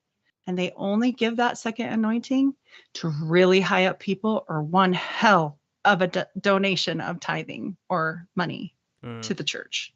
They're not one of the richest churches for nothing. They're not that big, They're one of the richest churches, but they don't have the population growth behind it, but they still are because they're smart. They're very into AI. all of the genealogy that they do for all of these dead people is a direct correlation with ancestry.com. They don't own it. Of course they don't, because they're smart. They own a sister company that only belongs to the church called familysearch.org that pours into it. So they have everyone's records so that they can do all this weird stuff. Mm. And whether you guys know it or not, if you have dead relatives, they probably did it. They don't care. They don't ask. Do the higher ups, let's say the truly nefarious ones who really know what's going on, do they think they're in some way damning the dead? Are they trying to like impart? They say they're saving them. They say that they're saving them. Yeah, they say that. Let's turn that upside down and see what the reality of the situation is. You know? But I don't believe they would even have that power, because it's in God's hands now. No, they do not have any ability, no matter what they do, no matter what patterns they draw or mantras they chant or how much of a donation they give. These things are not in this cult's control. They have zero power at all. It's the illusion of power they seem to create consistently through lies and deception, preying on the weak, the weak-minded, and the fearful, and the not that intelligent, I'm assuming, as well. And also, it seems like there's generational ties where it's super obedient. Tradition as well is another thing that seems to be playing all into this. But one thing you said there, you know, they're not a growing population of, like, as a cult, but missionaries are a big thing in Mormonism. I believe, don't young people have to go on missions, don't they? They have to. So they don't have to, but here's what happens if you don't. Girls don't want to marry you. If you don't go on a mission and you are 18, it used to be 19 for the boys. For girls, it's 21 because they want us married early. I got married at 17. They really push that because they just want you saddled up with kids as quick as possible, you know, so you'll be obedient to your husband and just do what you're told. They're the priesthood holders. They have the knowledge and the power. What they teach them, I do not know. I would love to know a really high up one that like bounced out, because that's where you would get your answers, but they'd probably kill him. But either way, whatever deity they serve, I truly believe it's Abraxas from the quotes of his mother. But can I prove that? Like, no. But like, if you do your research and you look into all this weird stuff, it can't just all be a coincidence. Like, come on, you know, like, I think they're getting power from somewhere, because you wouldn't do it for nothing. You wouldn't do it for no reason. The current president of the church is 99 years old. He will turn 100 this year. That is just weird. Like, we've never had one that old. Never. And on top of it, like, they're all old men that do make it to the president or prophet. And some of the stuff from the old ones is really bad, like really bad. And then what they do to get out of that is they're like, okay, Brigham Young, he was a complete racist. He said this, and this is part of that blood atonement thing that I told you why I think they quit doing that. As he said one time, love your neighbor enough to kill them. Because if they have done a sin that they cannot atone for, you should help them and kill them and spill their own blood so that they can fix it. These are the weird things they're putting in people's minds. And then if you look up the Lafferty murders, somebody went and did that. Somebody went and did that in the 1980s to a lady and her baby. And I actually know the husband, the survivor, and he's like, this was horrific. And like, my family was so destroyed by this, like mentally, you know, like he wasn't right anymore. Like he told me that. And I was like, well, yeah, I mean, you wouldn't do it if you were in your right mind. Of course you wouldn't, you know. And I don't speak too much on it because he doesn't want to. So the whole thing is what I'm saying is these people that have like problems, like I'm a mental health nurse. I see this stuff with regular stuff. You could get indoctrinated in anything. It doesn't have to be a religion, but boy, does a religion work, you know, for this. And so these people are doing stuff thinking that they're doing what God told them. The whole reason why those guys got so mixed up with it, they were not dumb or farm boys. They were chiropractors. They were doctors. These were smart people. This isn't some hillbilly family in the woods. These were smart guys, and they were like the upper echelon of their ward, which is like your local parishioners. And they were super good looking, smart, athletic. They were the guys that go on the missions and get the girls and blah, blah, blah. So long story short is these weren't like crazy people. Like they just weren't, you know, but they found Joseph Smith's old teachings and look where it led, you know. And with the missionaries, same thing. Like if you don't go, you're kind of looked down on. Like my husband's brother didn't go, and I said to him, it's kind of weird that your brother married his wife, even though she's great. Like I was just surprised because she already had a kid, you know, and he was super young.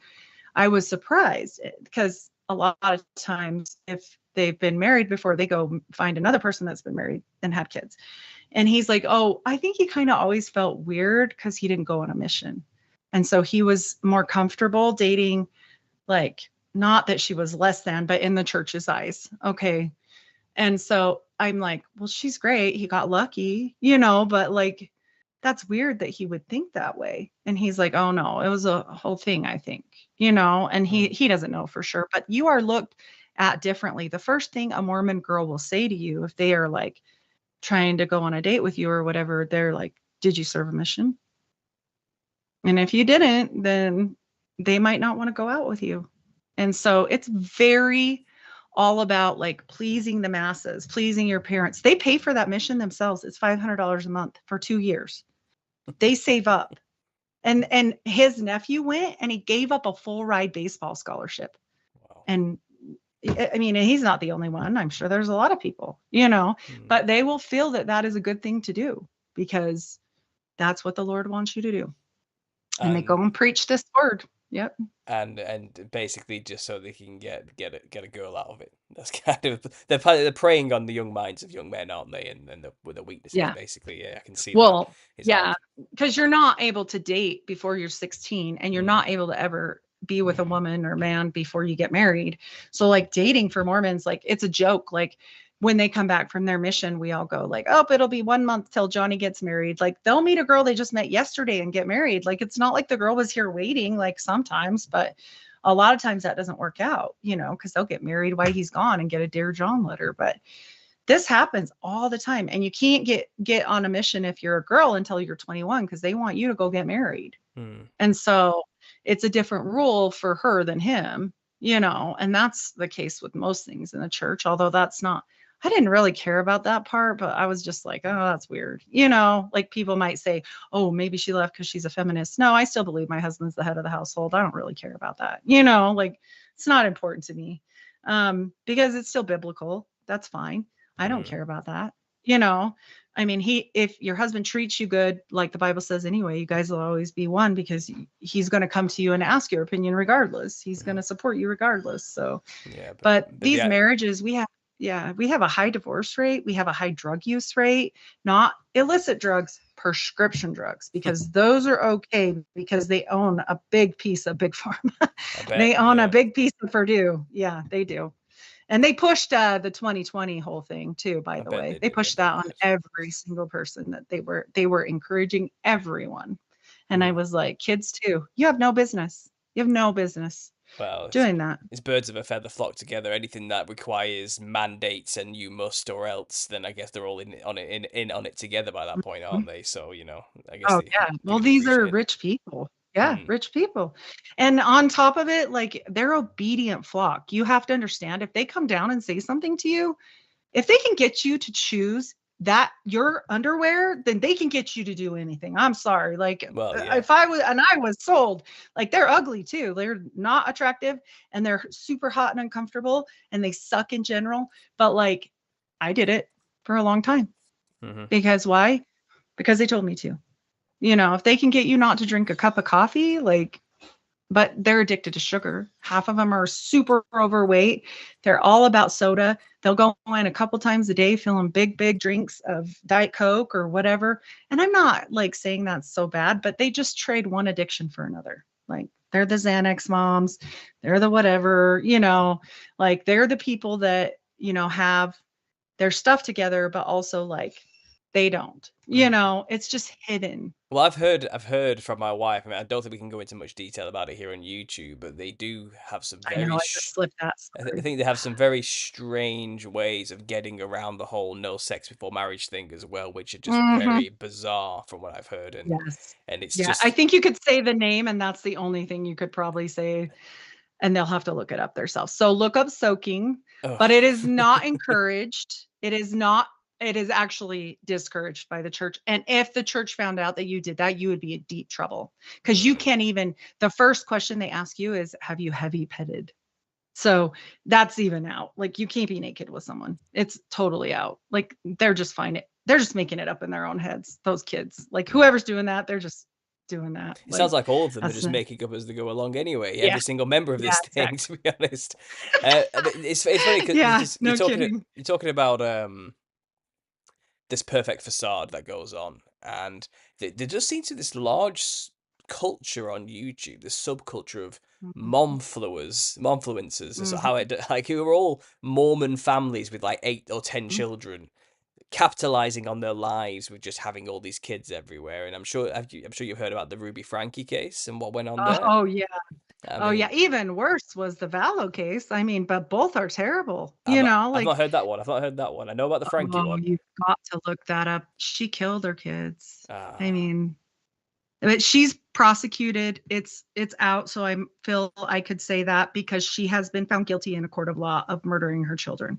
And she was led astray by a book that the church will not denounce, that was written by a high church member about near-death experiences. And that's why I say cults inside cults, right? This is like a cult inside of a cult. And so they believed that, and I'm not kidding people, that her children were zombies and taken over by Nephilim weird spirits. Not Nephilim, they didn't say that, but basically by demonic spirits, and that they were carcasses, NPCs, whatever, and had to get rid of them and absolve them from living. That's similar to the train of thought Ruby Frankie was going down with Jody Hildebrand. Same as well. book, same cult inside the cult. It's the glory, the work and the glory book. The work and the glory. Because from what I recall from the Ruby Frankie case, the youngest 2 children she had, so child number 5 and 6, she never wanted them, it seems. Right. She was always forced into having them by her husband, and just and let it out on the children. But then she met somebody who was a in-house therapist for the Mormon church called Jody Hildebrand, who was always called in to deal with marriage counseling. But her marriage had hideously ended as well, and it's kind of why she was always referred to by the heads of the churches, the elders, or whatever they're called. You know, they always referred you to Jody. Go see Jody Hildebrand for therapy in your marriage. And her game was separating husbands from their wives.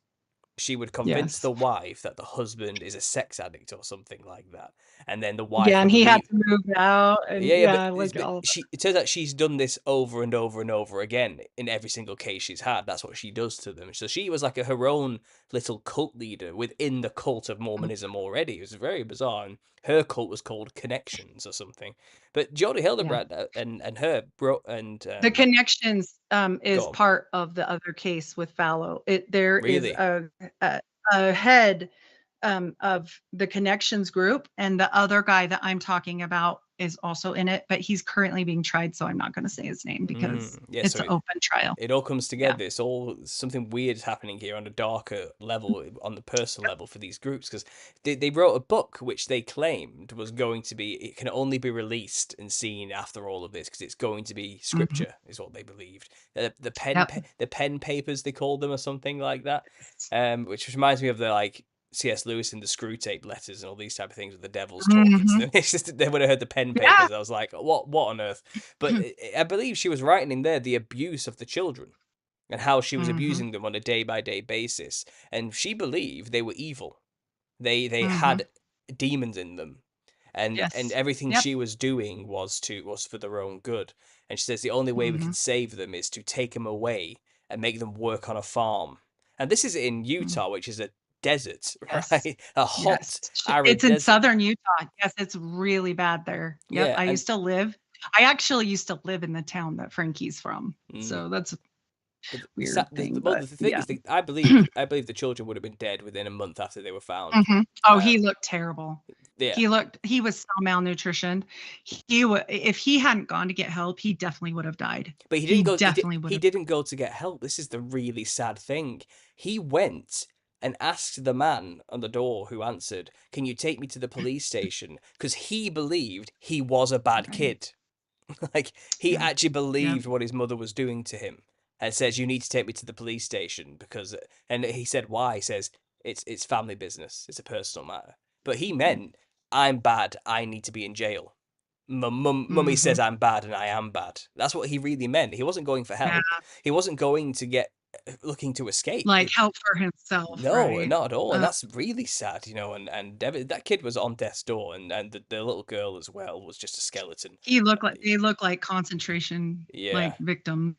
but Really. They did. it's like this idea that, you know, they in some way have this right to abuse children. It's kind of like they're absolved from it because of some weird undercurrent going on in their mind, the belief that, how can you, I don't know how to justify it. And I don't want to say all Mormons are like this, because No, but these are the cults inside the cults, like polygamy or yeah. this, or because there's all these weird factions. You have to understand, when Joseph died, the church shattered, and it's been shattering again and again. So all these people that believe, just like Joseph believed, that he was making scripture from his rock, his talkings to angels, his everything, other people were doing it too. And the only thing that stopped more books from coming out is he was like, no, only the prophet can do it.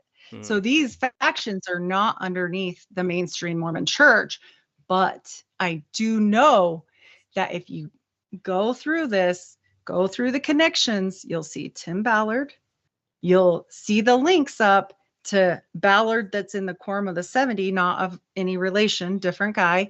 And you'll see these connections all the way up to that Quorum of the 70 that I was talking about. And it really makes me wonder, just like with Tim Ballard, I think he had the second anointing. Like I can only conjecture, but it makes you wonder, you know, because they don't believe the same as us. Like even the polygamy factions are like, well, we're going to do bad things because we're bleeding the beast. We don't believe in paying taxes. We want to drain the government. We want to hurt the government. We hope you people die that are out there because you're bad people out there. You know, same kind of thing.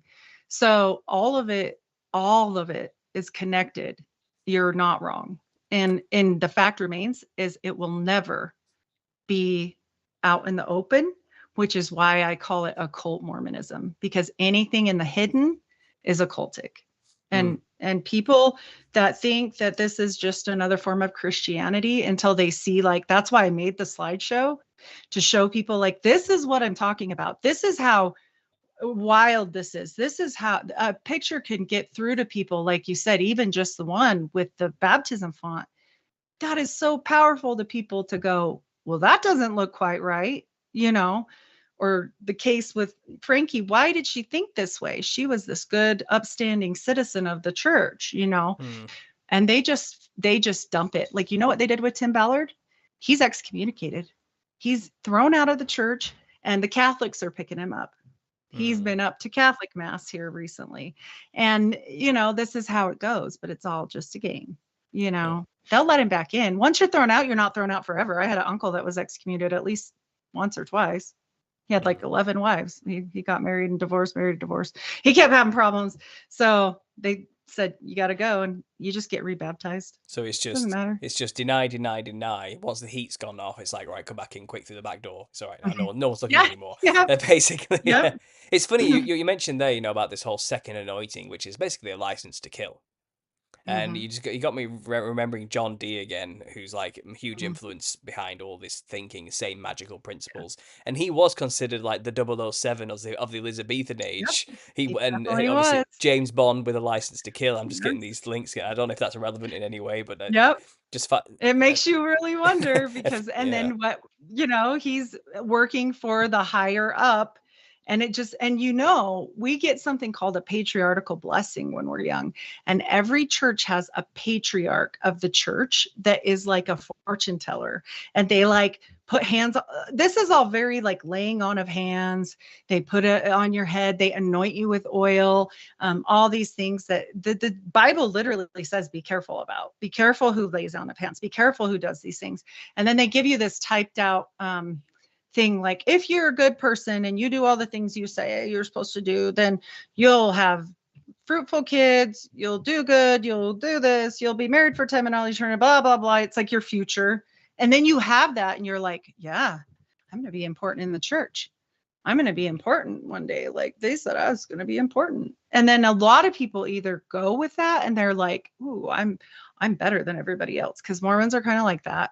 Or they'll do the opposite. And if it doesn't work out for them, they'll be like, oh, well, they lied to me. Right. And then they're salty. So it's kind of one or the other. It's kind of not a good idea in general, because then you're trying to mess with futures which you shouldn't have any knowledge of. Why do we have that? You know, that's a fortune teller. That's his whole job, like in the church. So you're not wrong. You're definitely not wrong. And some of this stuff is so heavy. Like this is a very surface level, breaking people in.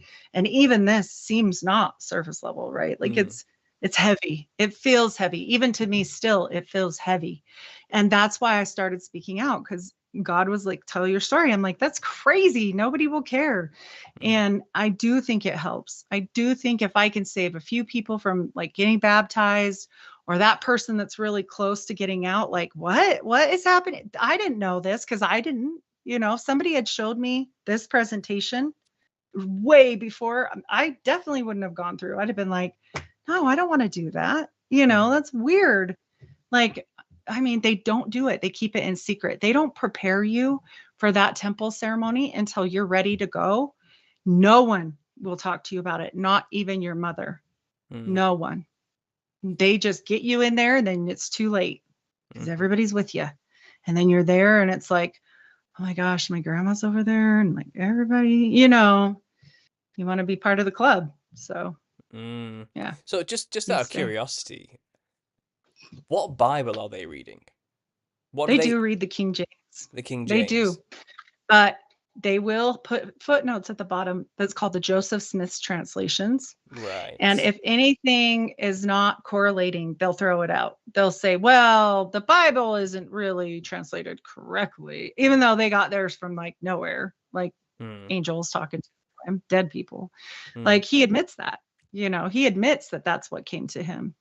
And a lot of these really weird things that people hear, they like make them go away weirdly, like the salamander case. I don't know if you've ever heard about this, but if you read this book, the salamander murders, this is about Mark Hoffman, and everybody knows this story that's Mormon, and they say, well, this was a lie because he wrote that Joseph Smith saw a salamander. And so, oh, isn't that silly because it's fake, because they caught him later. They caught him and he was lying. So throw that all out. Well, there is a real story in there about a toad. And the toad talked to Joseph Smith and punched him in the face and literally made him not take the plates. And that was real. That's really written in their stuff. But since this book came out and this guy is a criminal that killed people, they're like, no, didn't you hear that was a fake? Didn't you hear? That's a forgery. That's a lie. No, it wasn't a salamander, but the story was true actually. And he just was mad and wrote a whole bunch of like stuff to, I believe, extort money from the church. But I will tell you a funny fact is they arrested him because they said that he did pipe bombs and then tried to blow himself up, which I'm like, that sounds okay, whatever, maybe. But then he tried to be unalive at the prison. But in a 12-hour shift, no one once saw him laying on the ground for 12 plus hours with his arm underneath him. No one once seen him ever on the floor or checked on him at all. On death row, locked up. He's not with Gen Pop. Okay, this guy's in deep trouble. He's a murderer. And he was on his arm and it was paralyzed and all messed up, and it's his forgery arm. You tell me the church didn't go get him. I can't tell. I can neither confirm nor deny that what you just told me there. Neither can I. Neither can I. But it's a fun story. Like, and then he used to talk about it all the time. And guess what? Never spoke about it again. In fact, we only know about the Lafferty murders case because somebody went to go interview him, Mark Hoffman, and he said, no, I'm not talking anymore. I'm not talking at all, which is so weird because he was spilling his guts before that a long time, not just for a minute, like a long time. And then they were like, oh, you want to talk to Mormons? We're Mormon. We'll talk. And that's how that book got written. So, I mean, there's a whole series about it on Hulu called Under the Banner of Heaven. It's not 100% factual. But the ceremonies in it, it's based pretty factual. And the ceremonies in it are like the temple ceremony. They redo a temple ceremony in it. And it talks about this family. And I say it's not 100% factual because I know the person that this happened to. And so, and I'm hoping someday he'll share his story, but like it was represented falsely. So I like to kind of say that. I used to recommend the book and now I'm like, oh, I don't know how I feel about it. But anyway, these are some heavy detailed scenarios. Maybe we can go into another show. But for sure. I'm still confused about how this. So this is a cult that claims to be Christian fundamentally, with a few extras, with extra steps or something like that. So when they come across passages like, I don't know, John 14:6, I am the way, the truth, and the light. Nobody comes through the Father except by me. The words of Jesus Christ himself. How do they then justify? But you also have to make sure that you come to the temple ceremony, and you also have to wear this underwear, and you also have to make sure how do they make sure you're tithing enough each week as well within this particular cult in North America. And it's kind of what do they do with those type of verses? What do they talk about them or think about them? They say that the Bible is old and it's the history of the Middle Eastern people, and that the Book of Mormon is new and it's the history of the people that were in America. And none of it's factual, and you cannot find one archaeological piece. Like they say that there was this big war on this hill that he fought at, and that's where the angel Moroni was in the books and blah blah blah. It's called the Hill Cumorah.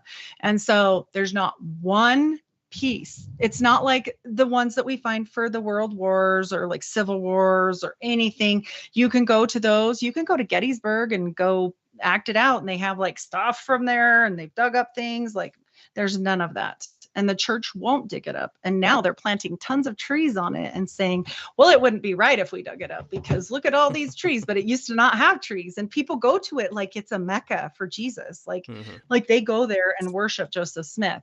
So basically how they get out of it is they say, well, that's old news and this is new news. Like how, so they're like, these are the more updated rules. This is the more, we know more now because Joseph Smith talked to that angel. And so that's how we know. And they do. They have ways. You leave, if you have questions, you leave going, wow, I must be so stupid. Like you just feel so stupid. You're just like, oh my gosh, like I can't even believe I ever doubted that. Like he knows everything. They know but I had a kid that lived across the street, and shout out my other son. Shout out. I'm not going to say his name because I don't know if he wants me to tell. But he was a missionary for a while, and they gave them a cell phone, but it's special just for the mission. So like it can't call your mom. You can't be in contact with normal people. You can't be on social media. You can't do anything. Can't date. Can't talk to women. Can't be without your partner unless you're going to the bathroom. Nothing. So he said on these phones, though, they had it programmed. So if somebody asked a question like you just did, and they were in your house and you said, blah, blah, blah, then they just put it in. Oh, what about John? Blah, blah, blah. And then it has like a perfect answer. And it's like, this is what you say. Wow. Okay. They're very smart, and they use technology. They're very into AI. Which makes me question so much about like, why are you into genealogy and AI? That's a little scary. Like, what are you doing over there? Making fake bodies? Depending on what AI actually is, and I'm getting all conspiratorial about this, it may be no different from the practices of John Dee or Joseph Smith themselves with their scrying stones and seeing mirrors, and it's all the same thing, isn't it? They're communicating with something and letting it tell them the answers to these type of ideas. Absolutely. Yeah, but I agree because what are the phones called? Like it's an LCD screen, right? What does that stand for? Liquid crystal display.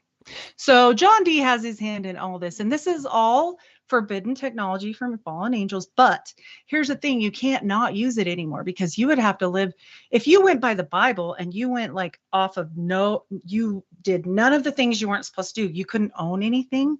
You can't even own a home. You can't, there's so many rules if you follow it that way. So I mean, I get it. And actually the polygamy people, which we can talk about another time, but they have a whole faction, and they don't own their own land.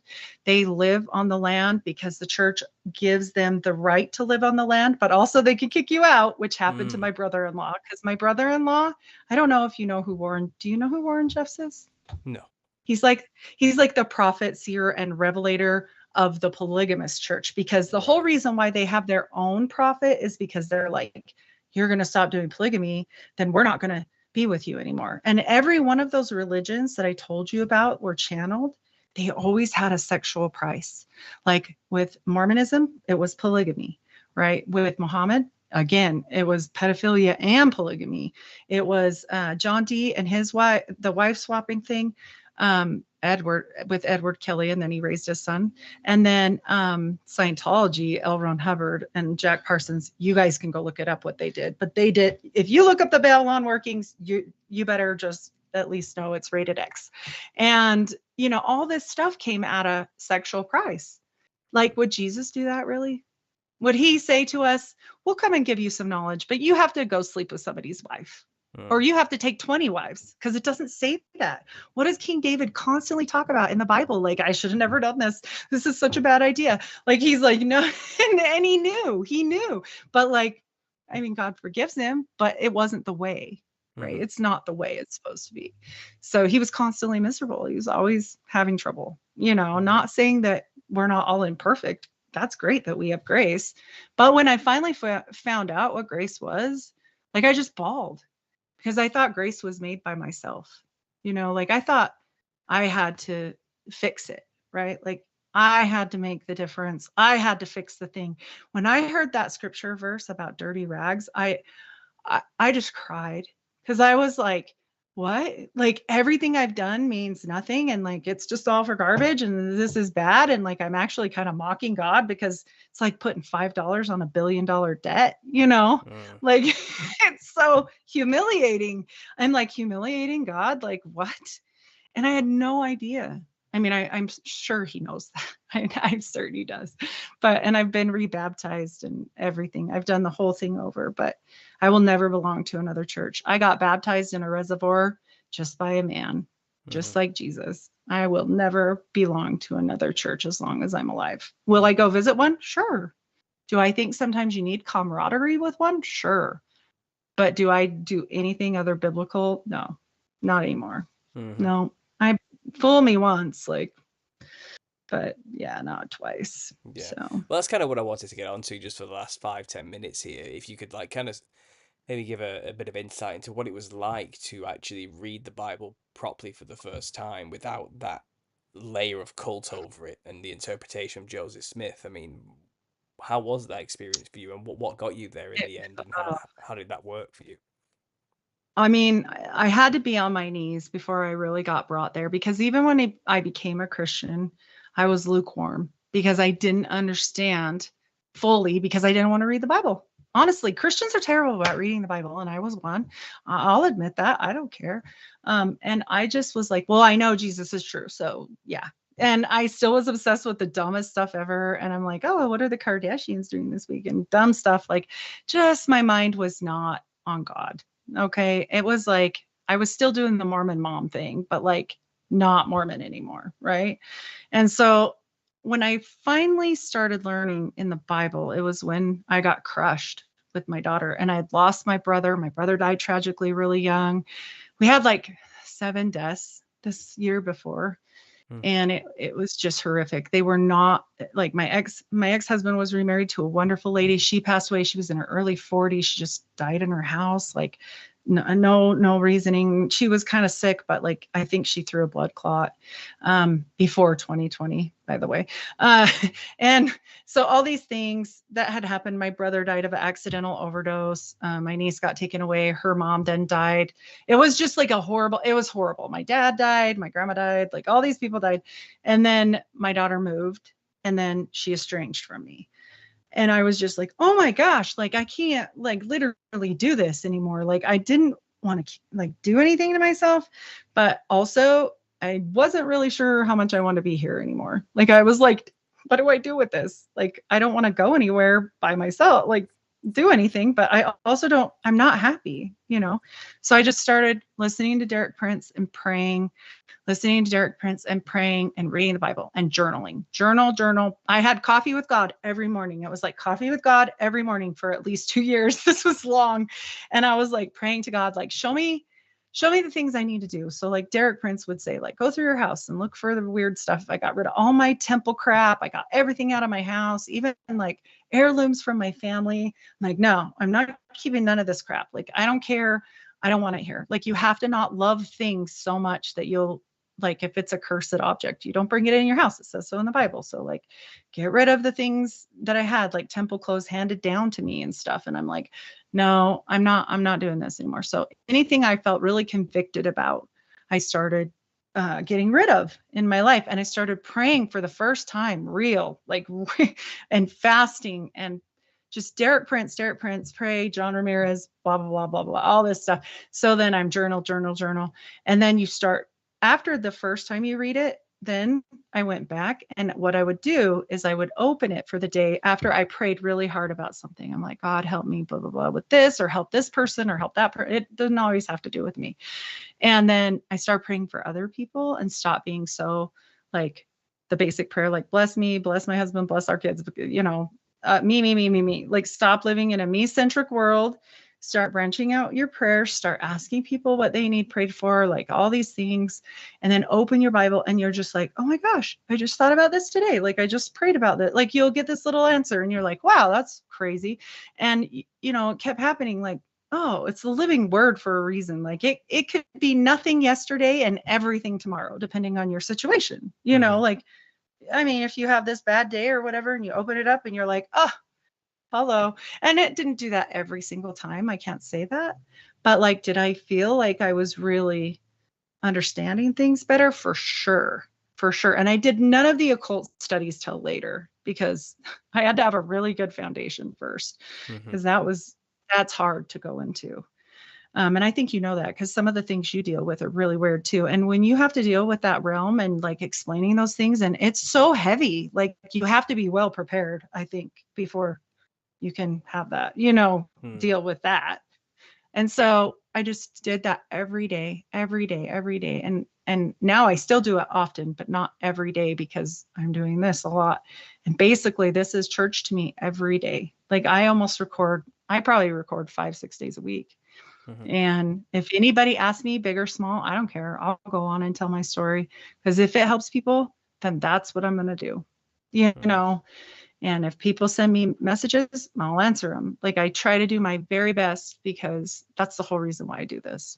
It's not easy to get on here and be like, oh yeah, I didn't even tell you, my husband left me for a polygamist, and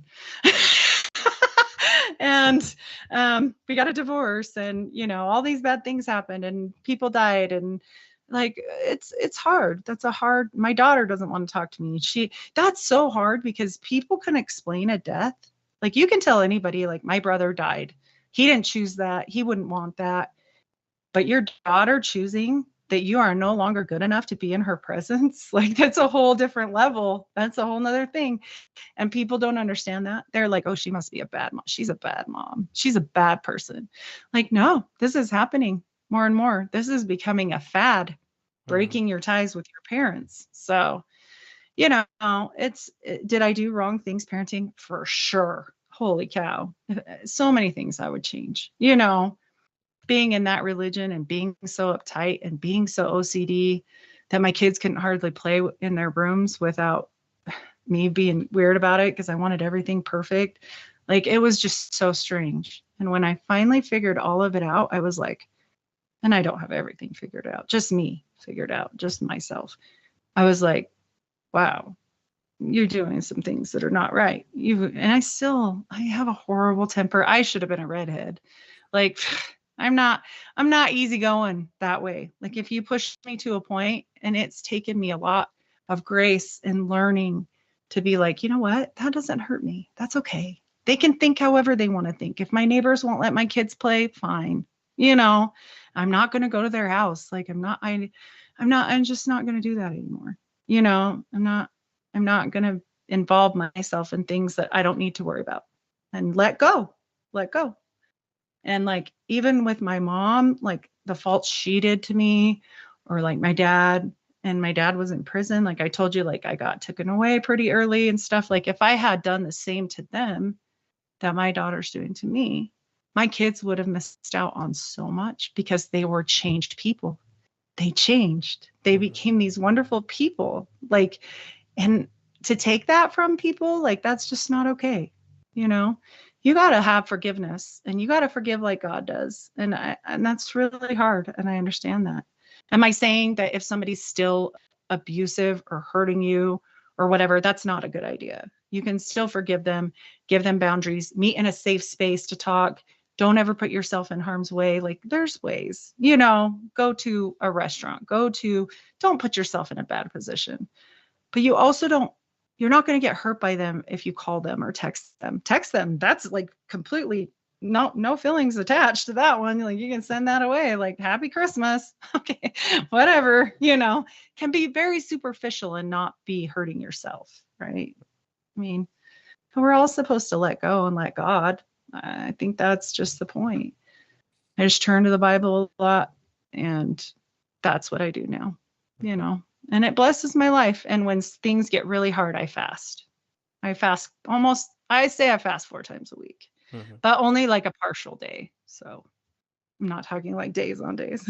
Well, yeah, I fast every day. I stop eating at about 6, 5 o'clock in the afternoon. I don't eat again until about 12, midday, 11, something like that. For health reasons, as well as obviously keeping a clear mind and the Yeah. rest of it. It's all good. But thanks for sharing your story there, Heidi. That was Yeah. And if you do that for health reasons, dedicate it to God. Why not? You're going without it anyway. Absolutely, yeah, exactly. Yeah. But you know, your story is, I think, one a lot of people can probably relate to more than you realize, especially those who were in the Mormon Church who are still going through this themselves. And I'm praying for your daughter and for you, Thank you. because I couldn't as a father myself, I couldn't imagine the pain you're going through. It's try really, I'm getting upset just trying to imagine such a thing. Okay, so it's I don't know. All I can do is pray for you on that and hope God softens her heart yes. in some way and shows her. And what you're doing, I believe, is setting the right example. So Yeah. all you can do is wait, and you can't control people at the end of the day. And No. I tried that. That doesn't work. absolutely, I did that, and I did the wrong thing. I reacted badly. I shouldn't have done a lot of things. Like I look back and I'm like, oh, why did you do that? Like of all humans, we all do it, right? Like in any situation, especially if you feel scared to lose something, you just like grab onto that, and it's not a good idea. I'm telling parents out there, like, be graceful, let go, like be complimentary. Like, I understand this is your life if they're grown, right? Like if they're grown-ups, you can't do anything.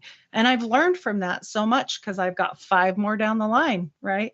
And so now I'm like, well, I wish you wouldn't do that, but I can't do anything about it. I'm going to pray for you. Like, we love you. That's all. Like, we don't make as big of a thing anymore. And maybe that needed to happen, you know, for me to get it. Cause like, would I have come this far? I don't know. I don't know. So I'm sucky. Yeah, I believe God is working in everybody in some way, and that's between them. And Yeah. again, you can't, you personally can't save people. It's not up to you. It's up to Jesus at the end of the day, and God in His own time. Yep. You know, so it's hard. It's hard for Yep. us. I do get. I really empathize with where you're coming there. But we've gone over 2 hours now, so Yeah. I'm Yeah. gonna have to end this. And we've covered so much. We have covered so much Yes. today. And I appreciate your little presentation there. I feel it Yeah. a lot more enlightened now about more of the esoteric Freemasonic influence. I knew it was there. I've heard about it, but I didn't just realize how deep this went into the occult. So Oh yeah. amazing research. If anyone's listening, links are down below to all of Heidi's things. I believe Vibes, the mod, has just linked her stuff into the chat as well. So go and check out Heidi's work. Go and subscribe. Go and follow. And Heidi, is there anything coming up you want to let people know about? And is there anywhere particularly you want people to find you as well? Sure. Yeah. On Patreon, I do have for $5 a month, I have Blood Atonement. It's a series that I do twice a month, and it's never going to be released to the public. It's just like an exclusive for my patrons because I wanted to do something instead of takeaway. I don't like the whole takeaway thing or cut the episode. So I did this instead because I'm like, okay, well, I want them to feel like they got something, you know? So, and it's all about Mormons and murder and mayhem. And so, like, I don't know if people know this, but Ted Bundy was Mormon. Yeah, he was. I didn't know that. No. So there's some cases on there that it's more murder cases. Like Charlie Chaplin was involved with a Mormon that ended up murdering somebody that was in his squad, I guess, back in the day. Like, there's a lot of stuff. And so I do it with another fellow ex-Mormon who is an atheist. So me as a Christian, clear over here, him as an atheist, clear over here. We kind of meet in the middle, and it's kind of a fun conversation. We're silly on there too, but it's tons of research. It's all completely researched and fun. So Unfiltered Rise at patreon.com. So fantastic. Yes. Well, thanks for being here. And to my audience, as always, God bless. God bless.